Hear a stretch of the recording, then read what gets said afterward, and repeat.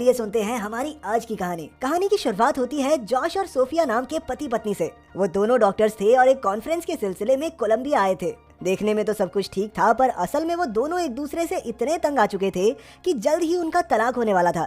अब वो दोनों अपने दोस्त मार्कोस के साथ कॉन्फ्रेंस में जाने वाले थे, लेकिन मार्कोस को इनके झगड़ों के बारे में कोई जानकारी नहीं थी। जैसे ही वो होटल में पहुंचे तो उन्होंने देखा कि मार्कोस ने उनके लिए एक ही कमरा बुक किया था।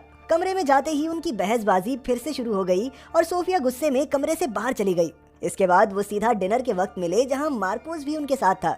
जल्द ही उसे एहसास हो गया कि कुछ तो गड़बड़ जरूर है और आखिरकार जॉश ने उसे बता ही दिया कि वो दोनों तलाक लेने वाले हैं। खैर, मार्कोस ने बात बदलते हुए उन्हें वहाँ की खास हाइक के बारे में बताया और फिर उन तीनों ने कल सुबह हाइक पर जाने का फैसला किया। अगली सुबह जॉश और सोफिया हाइक के लिए बिल्कुल तैयार थे, लेकिन मार्कोस ने ऐन वक्त पर जाने से मना कर दिया। अब वो दोनों ही अपना सामान बांधकर रिसेप्शनिस्ट के पास पहुंचे और उससे हाइकिंग के रास्ते के बारे में पूछा। रिसेप्शनिस्ट ने उन्हें मैप पर लंबा सा रास्ता बताया।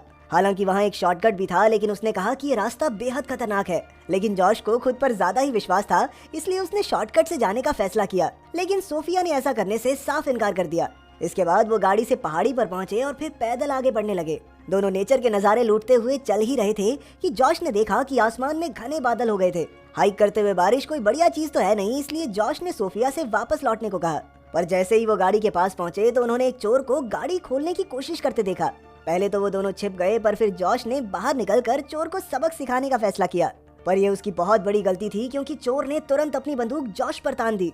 लेकिन जॉश फिर भी उस पर हमला करके सोफिया के साथ वापस जंगल की ओर भाग निकला। तभी वो चोर भी धड़ाधड़ गोलियां चलाते हुए उनका पीछा करने लगा। अब सोफिया जॉश से लड़ने लगी कि क्या सीन है, ज्यादा हीरो बनने का शौक चढ़ा तुझे। लेकिन दोनों ही ये जानते थे कि ये झगड़ने का वक्त नहीं है। अब उन्होंने शॉर्टकट रास्ते से जाने का फैसला किया, ताकि चोर उस रास्ते पर जाने से डरकर खुद ही लौट जाए। वो दोनों तेजी से भागे, लेकिन जल्द ही एक दूसरे से बिछड़ गए। इधर सोफिया गलती से कहीं टकरा गई और उसे चक्कर आने लगे। तभी अचानक वो गिरते पड़ते एक दलदल में पहुंच गई। ये दलदल काफी गहरा था और सोफिया इतनी कोशिश के बाद भी उससे बाहर नहीं निकल पाई। वो मदद के लिए जॉश का नाम चिल्लाने लगी और खुशकिस्मती से जॉश ने भी उसे तुरंत ढूंढ लिया। उसने सोफिया को अपना हाथ दिया, लेकिन वो अब भी काफी दूर थी। फिर उसने सोफिया को एक टहनी पकड़ने को कहा, लेकिन वो नाजुक टहनी भी टूट गई। अब सोफिया डर के मारे छटपटाने लगी और इसी वजह से वो दलदल में और नीचे धंस गई। कुछ ही पलों में वो पूरी तरह दलदल में डूब गई। तब जॉश बिना अपनी जान की परवाह किए उसे बचाने के लिए दलदल में कूद पड़ा। जैसे तैसे उसने सोफिया का सर बाहर निकाला ताकि वो सांस ले सके। सोफिया की जान तो बच गई, लेकिन अब वो दोनों ही इस गहरे दलदल में फंस चुके थे। जॉश ने सोफिया से एकदम शांत रहने को कहा, क्योंकि वो जितना ज्यादा हिलेगी उतना अंदर धंसती जाएगी। फिर उसने अपनी टांगे बाहर निकालने की कोशिश की, पर तभी उसे लगा कि दलदल में कुछ तो है। वो काफी डर गई और उसने जॉश से इस चीज को बाहर निकालने को कहा। जब जॉश ने उसे बाहर निकाला तो वो कोई लड़की या जानवर नहीं, बल्कि एक आदमी की लाश थी। उसे देखकर वो दोनों बुरी तरह डर गए, क्योंकि वो दोनों एक जानलेवा दलदल में फंस चुके थे और उनकी मदद करने वाला भी वहाँ कोई नहीं था। तभी उन्होंने देखा कि लाश के पास एक बैग भी था। उन्होंने बैग निकाला और लाश को वापस अंदर धकेल दिया। उस बैग में उन्हें आलतू फालतू सामान मिला, जैसे किताब, हारमोनिका, टूटी हुई टॉर्च, चाकू और एक बंदूक, जिसमें अब भी 2 गोलियां बाकी थी। पर सबसे ज्यादा काम की चीज तो ये बैग ही था। अब जॉश ने इस बैग को चाकू से काटकर इसकी रस्सी बनाने की तरकीब लगाई। इस रस्सी के जरिए वो पीछे पड़े पत्थर का सहारा लेकर बाहर निकल सकते थे। उधर होटल में मार्कोस को अपने दोस्तों की चिंता होने लगी थी। न जाने क्यों उसे लग रहा था कि कुछ तो बुरा हुआ है। तभी उसने होटल में एक आदमी को आते देखा, जिसके कंधे पर सोफिया का बैग था। ये वही चोर था जो जॉश और सोफिया के पीछे पड़ा था। अब मार्कोस ने उससे बात की तो इस आदमी की शर्ट पर उसने खून के धब्बे देखे और वो समझ गया कि इसने ही जॉश और सोफिया को नुकसान पहुंचाया है। मार्कोस ने गुस्से में उस पर हमला कर दिया और तभी चोर की बंदूक नीचे गिर गई। फिर मार्कोस ने उस पर और जोरदार वार किए, पर होटल के गार्ड्स ने आकर जैसे तैसे उन दोनों को अलग किया। उधर जंगल में सोफिया और जॉश ने बैग को काटकर रस्सी बना ली थी और फिर उन्होंने उस रस्सी को पत्थर में अटकाने की कोशिश की, लेकिन अफसोस रस्सी छोटी पड़ गई और उनकी सारी उम्मीदों पर पानी फिर गया। पर तभी उन्होंने आसमान में एक हेलीकॉप्टर देखा और उनके अंदर उम्मीद की किरण फिर से जाग उठी। उन्होंने मिलकर चिल्लाना शुरू किया ताकि हेलीकॉप्टर में बैठे लोग उन्हें देख सकें, लेकिन इसका भी कोई फायदा नहीं हुआ। ये जंगल काफी घना था, इसलिए ऊपर से उन्हें देख पाना लगभग नामुमकिन सा था। आखिरकार जॉश ने कोशिश छोड़ दी, लेकिन सोफिया लाइटर के इस्तेमाल से आसपास आग लगाने लगी ताकि हेलीकॉप्टर वालों का ध्यान उनकी तरफ जाए तो सही। मगर उनके आसपास हर चीज इतनी गीली थी कि कहीं भी आग लगी ही नहीं। आखिरकार सोफिया रस्सी को ही आग लगाने लगी, लेकिन जॉश ने उसे तुरंत रोक दिया, क्योंकि अगर रस्सी भी जल गई और तब भी हेलीकॉप्टर वालों का ध्यान उन पर नहीं पड़ा तो वो जरूर यहीं धंस कर मर जाएंगे। अब ये रस्सी ही उनकी आखिरी उम्मीद थी। इतने में हेलीकॉप्टर वहाँ से चला गया और वो दोनों फिर से शांत हो गए। इसके बाद सोफिया ने जॉश से कहा कि हम अपनी जैकेट को काट के और रस्सी नहीं बना सकते, लेकिन जॉश ने कहा कि ओ समझदार, इतनी ठंड है, जैकेट के बिना डूब के नहीं जम के मर जाएंगे। जॉश को अभी भी उम्मीद थी कि मार्कोस उन्हें बचाने आएगा, लेकिन सोफिया तो हार मान चुकी थी।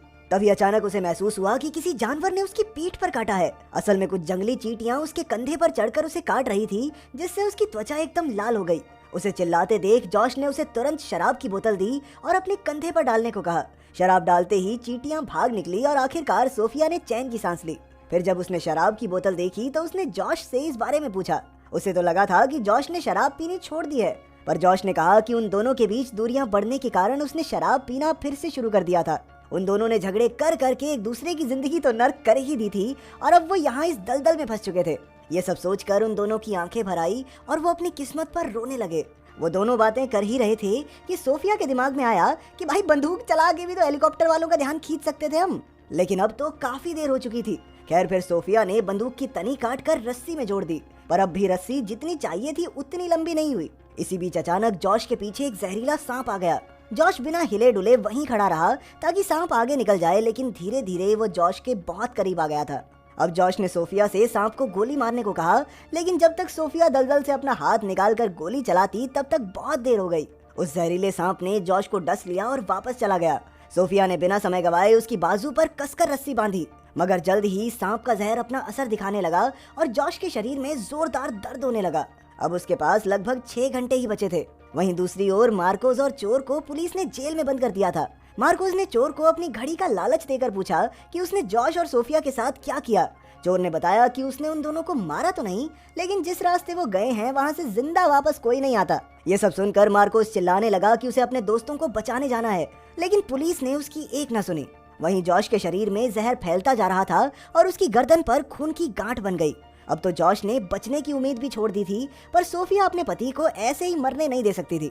उसने चाकू उठाया और उसकी गर्दन पर बनी गांठ काट डाली ताकि जॉश को हार्ट अटैक ना आ जाए। आखिरकार इस दर्दनाक इलाज के बाद जॉश दर्द के मारे बेहोश हो गया और जल्द ही सोफिया भी थक कर सो गई। फिर 1 घंटे बाद उन दोनों को होश आया और जॉश को अब काफी बेहतर लग रहा था, लेकिन अब भी वो खतरे से बाहर नहीं था। इसलिए सोफिया ने ठान लिया कि जॉश को दलदल से बाहर निकाल कर उसका इलाज करवाना होगा। अब वो किसी भी हालत में अपने पति को नहीं खोना चाहती थी। फिर उसने सांप को मारकर उसके शरीर को रस्सी में जोड़ने का फैसला किया। उसने अलग अलग चीजें फेंककर सांप को तंग करना शुरू किया और सांप धीरे धीरे उसकी ओर बढ़ने लगा। जैसे ही सांप बिल्कुल करीब आया तो सोफिया ने गोली चला दी, लेकिन इस बार भी निशाना चूक गया। अब उसने चाकू से सांप को मारने का फैसला किया, लेकिन जल्द ही सांप उसकी गर्दन से लिपटकर उसका गला घोंटने लगा।